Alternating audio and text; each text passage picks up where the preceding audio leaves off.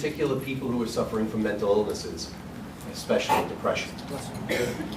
You also have to look at the bills and understand that there is no way, ultimately in the long run, to limit this kind of process, this kind of thing, to just people who are terminally ill with 6 months left to live. This is not a scare tactic argument. This is current events. All we have to do is look at what's happening in Belgium, in Holland, in Switzerland, and now in Canada. You can't limit it. It will inevitably stretch beyond the limits that are in this bill now to include people who are not terminally ill, people who are just suffering from psychological illnesses, and even ultimately to minors and people who have never asked for suicide or euthanasia. There are no limiting principles.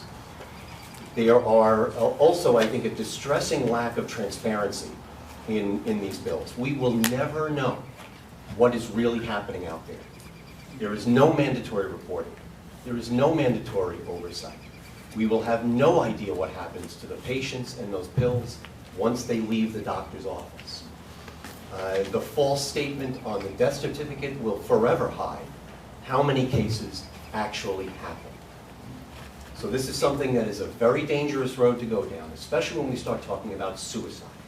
Suicide is the 10th leading cause of death in the United States already.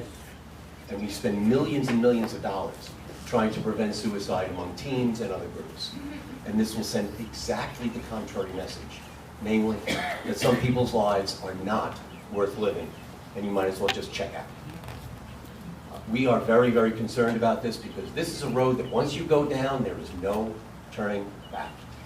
And on a matter of life and death, it is vitally important that we move beyond the slogans, beyond the newspaper stories, beyond the heart-tugging instances, and really, really look carefully at the details.